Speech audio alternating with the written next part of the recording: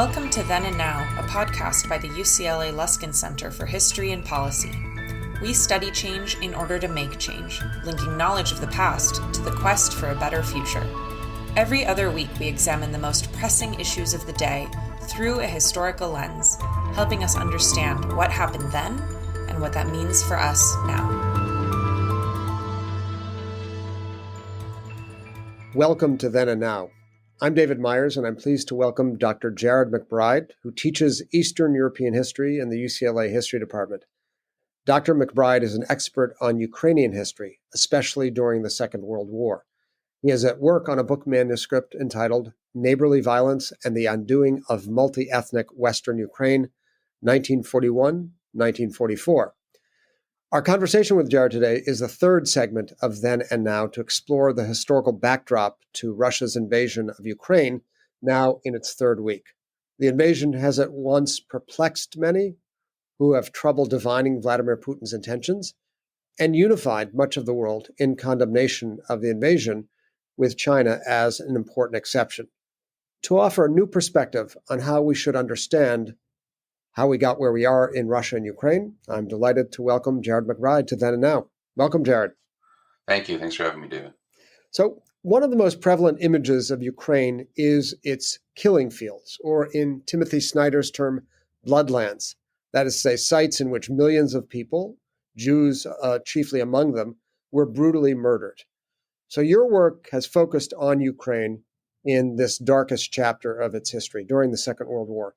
Can you help us understand the array of forces in Ukraine then? How prominent were the Ukrainian collaborators with Nazism? And we're thinking here particularly of Vladimir Putin's discussion of denazification as a rationale for undertaking the war, with the echoes that it has of Ukrainian political activity during the Second World War. So can you help set the stage for our conversation about today by going back to that period? Sure. So, almost an understatement to say that the Holocaust in Ukraine was certainly a catastrophic event.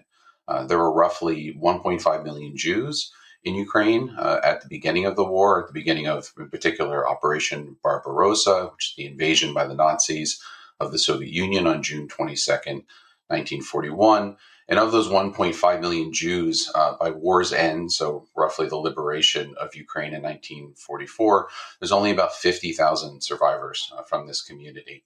And these 1.5 million Jews who were killed in Ukraine during the war represent roughly about a fourth of all people killed in Ukraine during the war, which was one of the most probably bloodiest locations during the entire Second World War.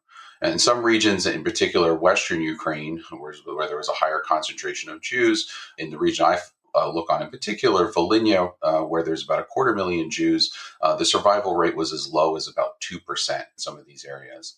So the majority of Jews in Ukraine who were killed in the Holocaust were killed in something that we now refer to as the Holocaust by bullets.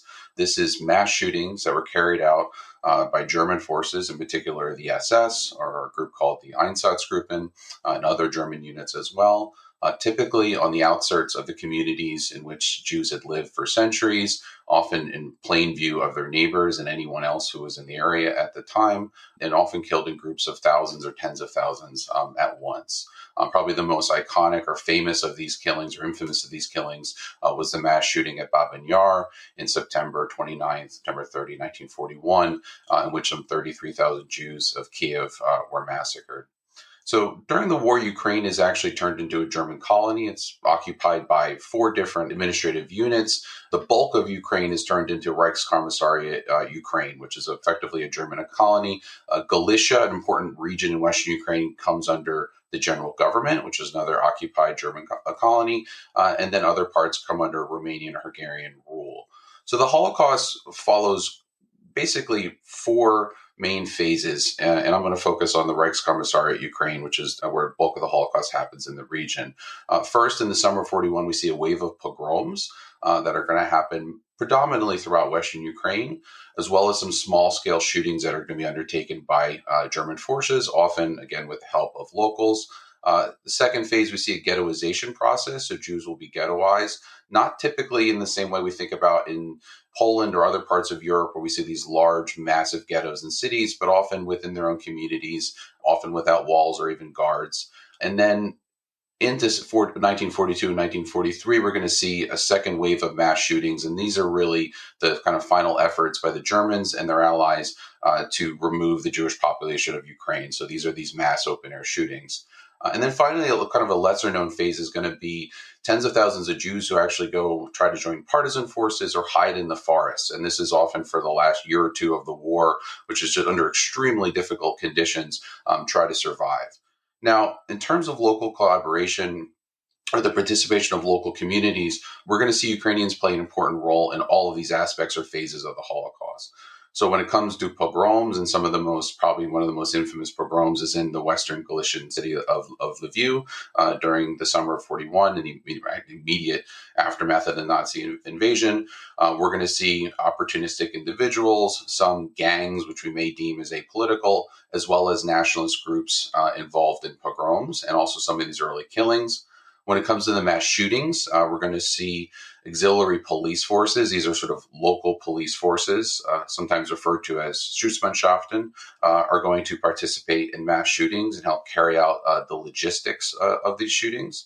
And then in terms of local governments, so we're going to see local governments at the state, city, and village level are going to help with the ghettoization process and a lot of the paperwork that's associated with the Holocaust, counting Jews, turning over lists to the Germans, and so on and so forth. And then finally, and again, this is probably the least studied aspect of the Holocaust in Ukraine, we're going to see the targeting of Jews who are hiding in the forests by both local police forces, who are going to be often tasked with kind of hunting and rooting out Jews in the forest, as well as the Ukrainian insurgency, this nationalist insurgency, is going to participate in the hunting down and murder of Jews who are hiding. So, Jared, what would you say motivated these local officials and forces, many elements of which you've just enumerated? Opportunism, fear, ideological affinity with Nazism, blatant anti-Semitism, some of all of these? Yeah, I would say it's a mix, and this is part of the work that's been being done in the last decade or two on local collaboration in Eastern Europe, in particular in places like Ukraine, is really trying to delve into, take a closer look at local perpetrators and find out what's motivating them. Previously up until this time period, we tended to think more generally that could just be easily explained away just by anti-Semitism, and obviously there's a rich history of anti-Semitism in the region, and that certainly did motivate some people to participate. We know that nationalist forces, who I'm sure we'll talk more about today, some of these nationalist forces had embraced far right-wing ideology, promoted an ethno-nationalist ideology that excluded other people, other groups from the region. And we know that certainly could have motivated some of their actions. But on the local level, in terms of pogroms and some of these other actions, we certainly see Ukrainians who don't harbor any ill will towards their neighbors, who are serving in police forces to provide for their families. Some of them are doing so under threat from the Germans for potential deportation to Germany as slave laborers. So there's really a myriad of factors that are going to be driving different individuals to participate in these actions. I want to talk about one of the figures who has a contested legacy, the far-right nationalist leader, Stepan Bandera, who seems to me to belong to a kind of tradition of Ukrainian leaders who are reviled, especially by Jews, for overseeing either collaboration with grave enemies of Jews or actual mass massacres. And then here I'd go back to Bogdan Khmelnytsky. One might also add a sort of a more complicated figure, Simon Petlura, and then we make our way up to Bandera. So what was the worldview of a Stepan Bandera, and what are we to make of his legacy? I believe he is still revered by a good number of people in Ukraine today, and how are we to understand the sort of clash between historical research of the nature that you've just described and the memory that has been forged by Ukrainians? Sure. And I think this can often be maybe confusing to a lot of people who are new to the region or trying to understand some of these important symbols and a lot of the discourse around the Ukrainian nationalist movement.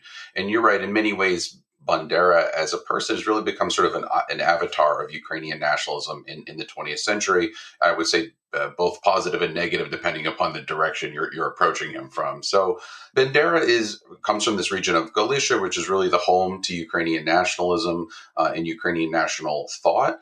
Importantly, he's not part of this generation that had fought during the Civil War period, during some of these ill-fated attempts to create an independent Ukrainian state from 1917 to 1921. His father, who was a priest, had fought during this conflict, as well as others in his family. So he's part of this younger generation that grows up in interwar Ukraine, and the region that he's living in is actually occupied or is under Polish rule at this time. And so he, like many others who come from families that are more nationally inclined, are going to attend colleges in places like Lviv and become attracted to or join far right-wing movements like the Organization of Ukrainian Nationalists. So he will join this movement in college, actually help participate in the assassination of a Polish official during the interwar period, is tried and put in jail, and really kind of rapidly gains stature among this far right-wing movement, and then is, of course, let out in the days before the Second World War begins. And by 1940, he becomes head of a faction of this Organization of Ukrainian Nationalists, the OUN. This becomes a more radical, younger faction of this group that seeks to gain complete independence, right, both from the Soviet Union as well as from the Poles. Its ideology, in many ways, borrows from fascist movements of the interwar period. There's the employment of the Führer principle. There's other sort of trappings of fascist ideology. Anti-Semitism is rife in the movement as well. And he's really going to be really an important figure in this movement. Now, what's confusing about Bandera, I think, for many, and you often hear this retort when his name is brought up, Bandera actually spends the war in Sachsenhausen. So this question is, how can Bandera be guilty of killing Jews or be himself somehow implicated in all this anti-Semitic violence? And so he ends up in Sachsenhausen because in the first week of the war, this organization is going to declare independence in Lviv. The Germans are going to crack down on the Ukrainian nationalists who kind of gave them some false hope before the war that they might perhaps get independence through cooperation with Nazi Germany. This turns out not to be the case. His experience in the camp is, of course, not the same as others who are going to find themselves in concentration and extermination camps during the war. And then he'll be released in 1944 towards the end of the war, and then eventually lives out his remaining days in West Germany, where he's eventually assassinated by the KGB in 1959. So his legacy is not necessarily one of being sort of directing the Ukrainian nationalist movement during the war itself and being, I would say, on the ground when a lot of the actions that are of contention today, the involvement of his organization in pogroms, the involvement of his organization in working with the Germans through 1943 to varying degrees throughout the country. He's not necessarily directly tied to those actions. Actually, other figures in the organization are, but he's really a stand-in, I think, for a greater understanding of the Ukrainian nationalist movement. So can you help us sort of make sense of the various strains of memory that are operating at the same time today or since that time? You have Jewish memory of Ukraine, which tends to cast its history in uniformly dark terms. You have Russian memory of Ukraine, and you noted that the KGB assassinated Bandera, regarding him as a collaborator, and that indeed was present in some of Putin's rhetoric about Ukraine today. And then you have Ukrainian memory, which presumably is divided between those who revere Bandera and those who see Bandera as representative of a kind of Ukraine that they would like to leave behind. So what does that fabric of memory look like to you today?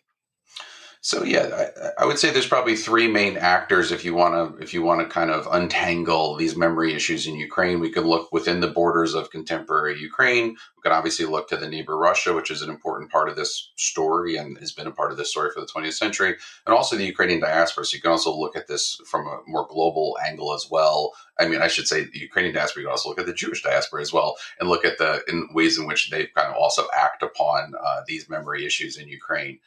So maybe just to take Ukraine itself first, I mean, very kind of bluntly, we like to kind of break up Ukraine into these regions, of course, with the usual caveat that we shouldn't just do, we're not trying to reify all of these regions, that everyone will hold these views, but looking at these regions of Ukraine, understanding them historically and how they're tied to specific historical memory, I think is very important and helpful to understanding the country. So Galicia, which I've already mentioned a few times as this kind of heart of Ukrainian nationalism, the basis of this Ukrainian nationalist movement and the insurgency during the war, as well as this neighboring region of Volhynia, where this insurgent army fought the Soviets until the late 1940s and early 1950s. They tend to this day still hold very positive views of Bandera and this insurgent army and the OUN. So I actually just looked at a poll from, I think, last fall, and in this region alone, we still have about 70% positive view of Bandera. Now, the country on a whole, we're looking at about a third, 32% see Bandera as a positive figure. And if we go to central Ukraine, regions, again, that were part of Soviet Ukraine from 1922 onward, tend to be a little bit more mixed linguistically. Here we see roughly a similar breakdown between positive and negative views of Bandera. And then if we move to the east and to the south, which more sort of Russophone areas and areas where we see this quote unquote Russian ethnic minority, something 15 to 20%, much more highly negative views of Bandera. And I think only about 11% in eastern Ukraine see Bandera as a positive figure. And of course, it's important to go back to the Second World War and understand that on one hand, you had people associated with this insurgent army, people associated with these efforts to create an independent Ukrainian state, while at the same time, you had millions of Ukrainians who fought in the Red Army or who joined Soviet partisans.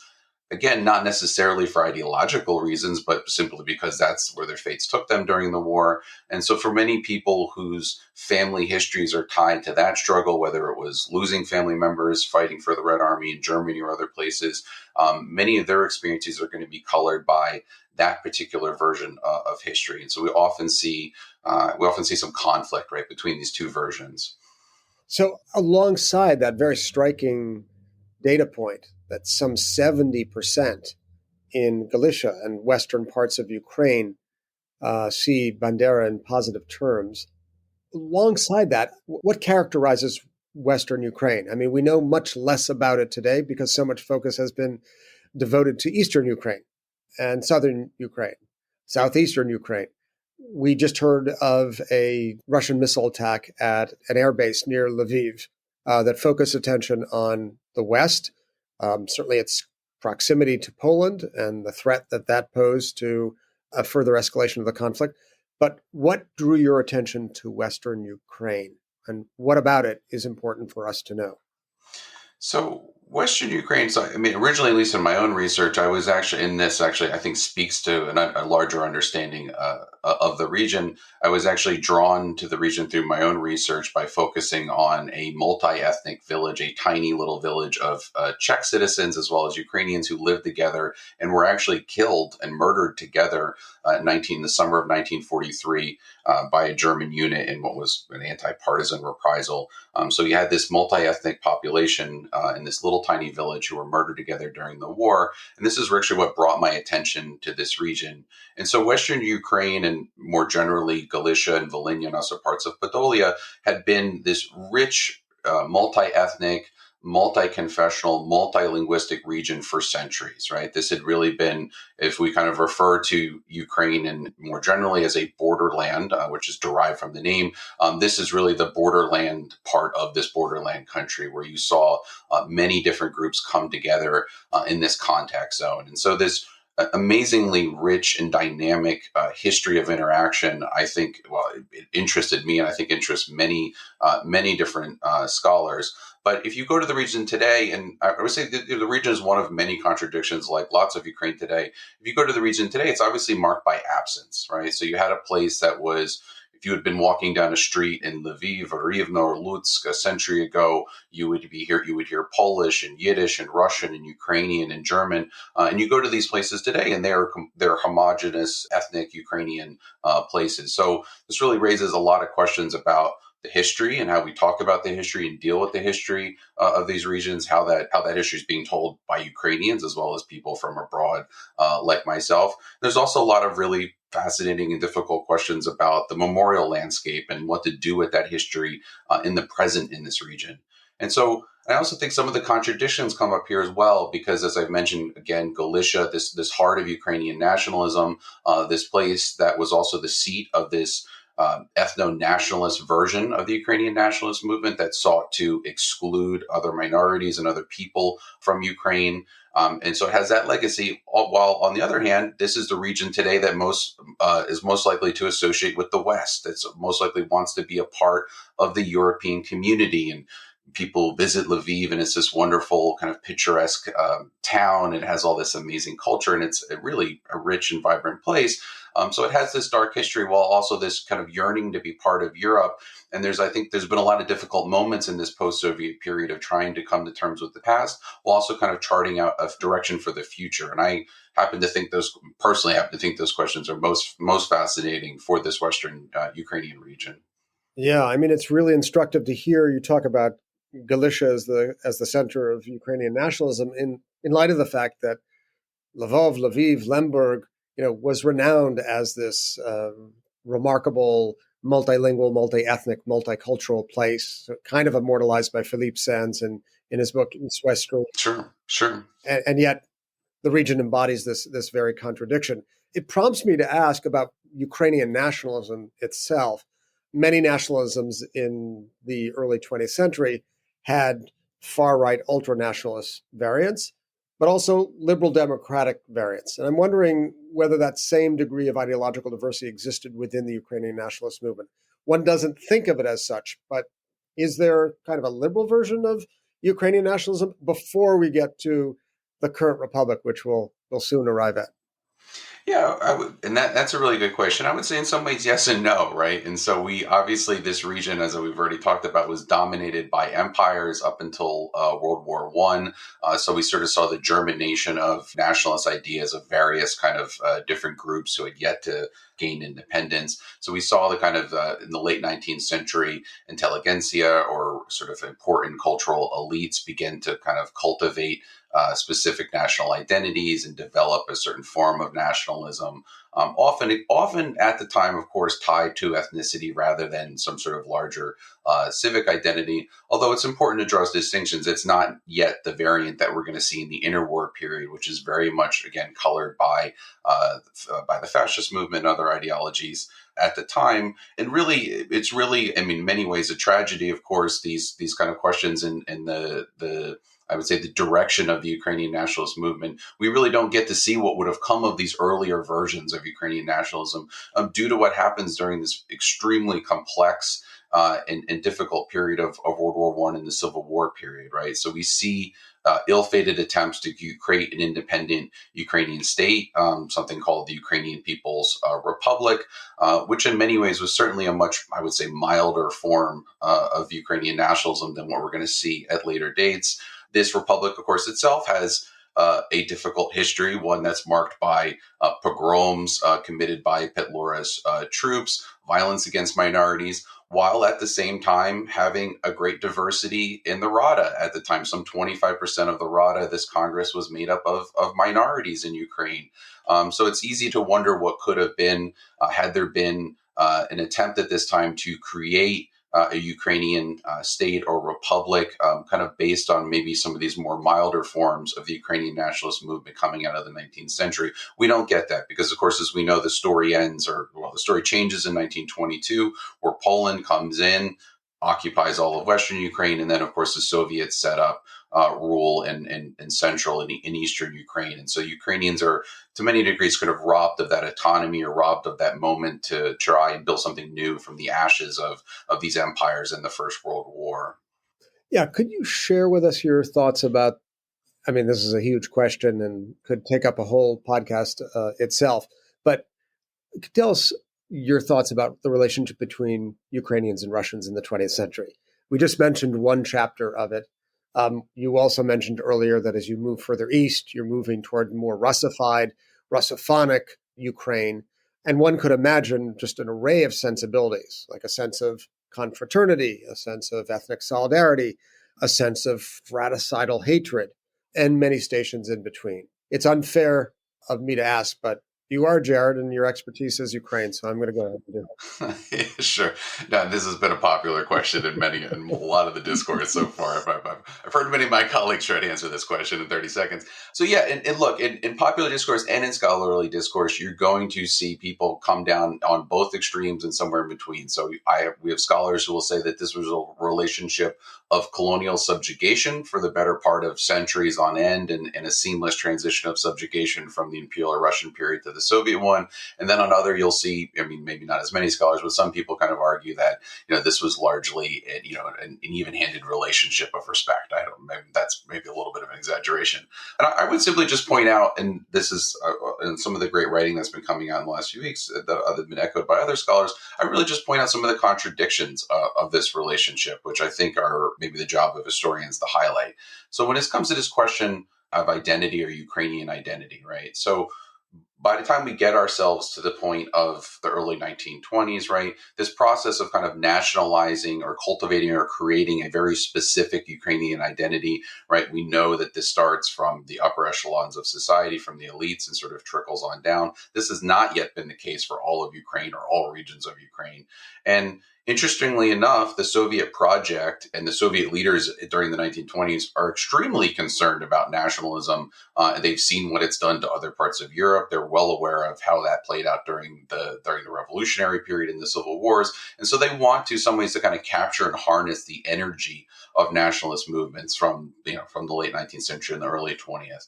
Now, of course, they're going to circumscribe it in a very specific manner. This kind of very well-known term from the period, national in form and socialist in content. So they're going to really promote the Ukrainian language. They're going to promote certain cultural idioms. They're going to promote Ukrainian culture and art. But of course, the content has to be sort of situated within a Soviet or socialist way.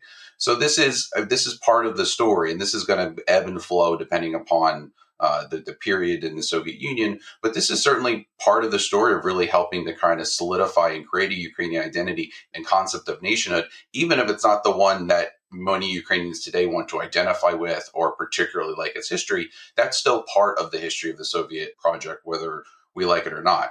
Now, on the other hand, and that might we want to maybe paint that as positive, I don't know, but on the other hand, we certainly know that this Ukrainian identity and sense of nationhood also was used as a source of demonization, right? And so we saw, of course, a man-made famine in the 1930s that killed millions in Ukraine, not just Ukrainians, I'll add, but others who were living in Ukraine at the time. We saw Ukrainians targeted as Ukrainians for being Ukrainians during periods of the Great Terror. And of course, violent repression of the insurgencies in Western Ukraine, I've already mentioned, during the Second World War and afterwards, as well as people connected to these insurgencies.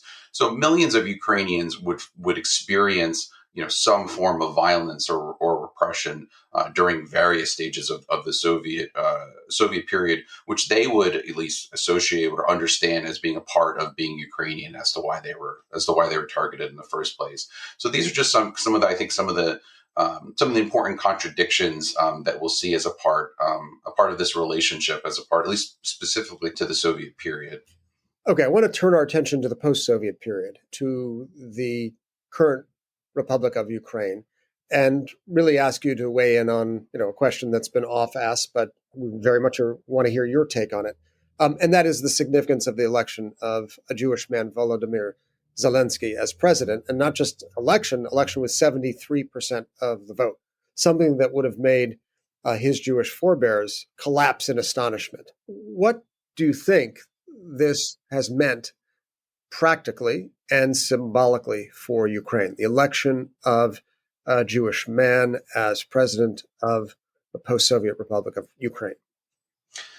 This is a great question. I also found myself, I think, like many, thinking about this a lot over the last few weeks, and obviously the last few years in general. I mean, in some ways, I actually even turned my attention even to Obama's election, part as a kind of way to help situate myself. And I mean, in some ways, right, we asked ourselves a lot of questions about what Obama's election meant at the time and what it continues to mean. And so, even to your question, I mean, obviously, symbolically, I was extremely. It was amazingly important. And I think we were all perhaps in a state of shock at the time.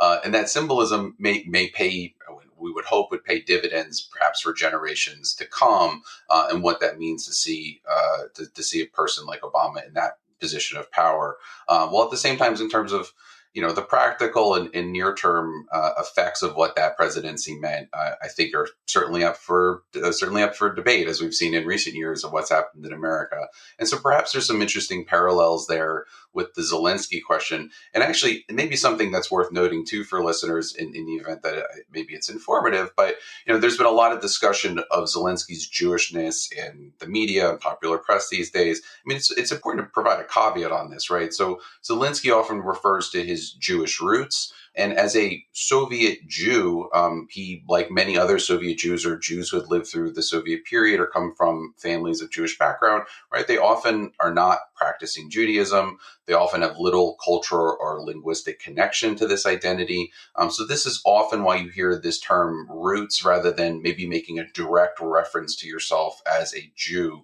Though, of course, this framing, we've actually seen some of this framing already change in the last couple of weeks during the war. So, I mean, as Jews, we probably understand that, of course, having identity questions is very complicated, and this is not unique to Ukraine. But I think that part about what Soviet Jewishness means here is important.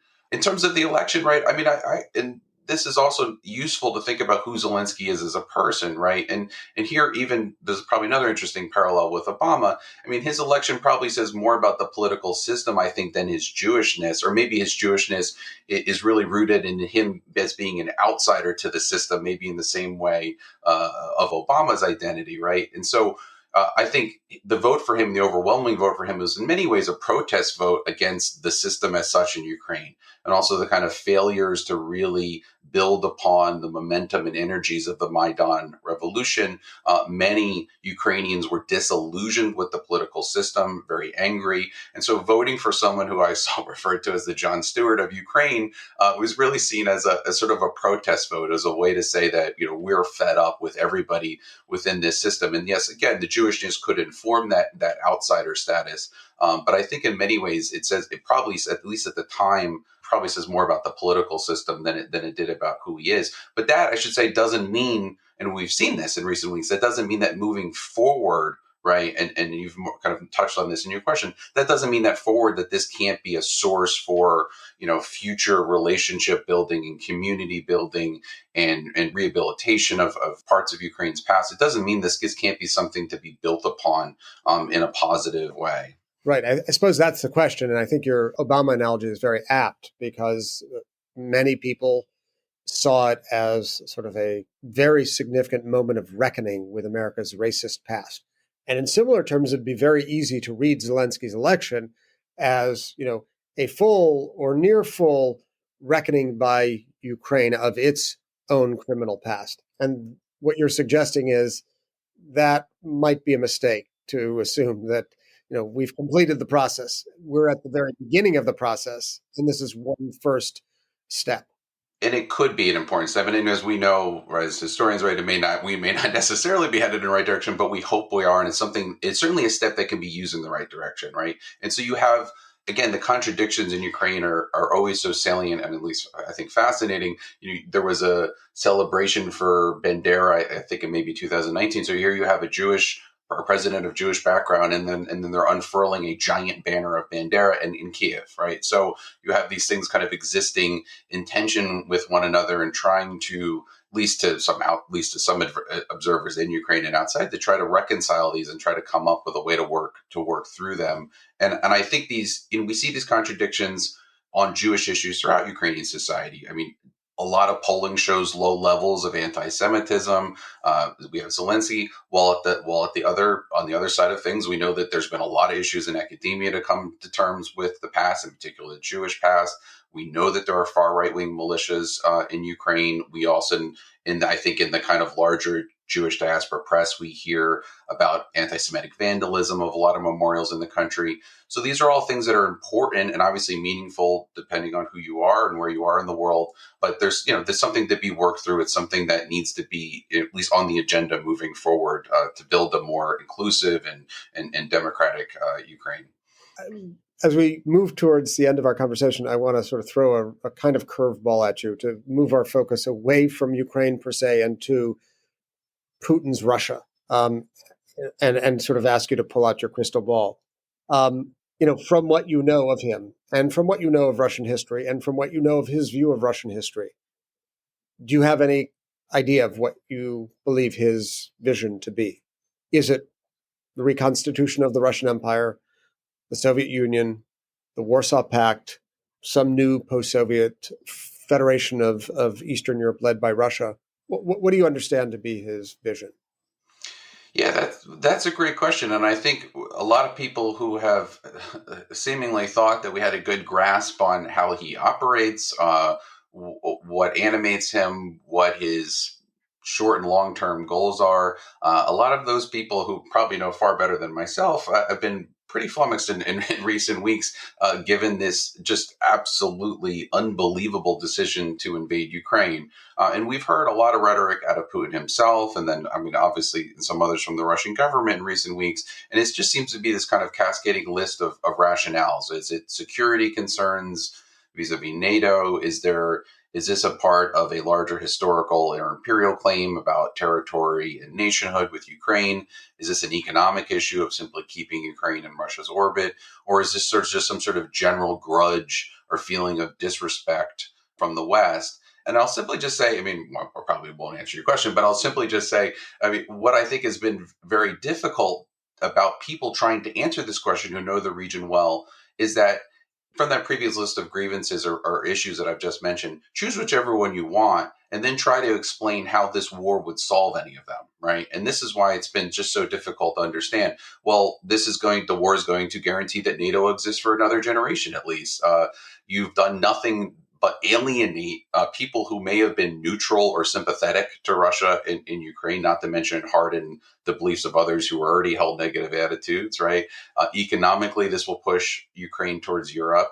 And then what does this do to solve any kind of longstanding issues or grievances against the West? And so in many ways, the war will seem to make all of the pre-existing problems or grievances or claims or concerns from Putin and the Russians actually worse.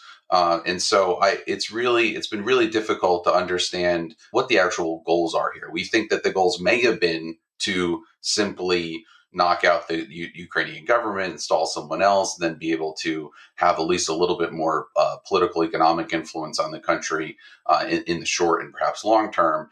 But now we're at a place where seems very untenable. And the future is really open.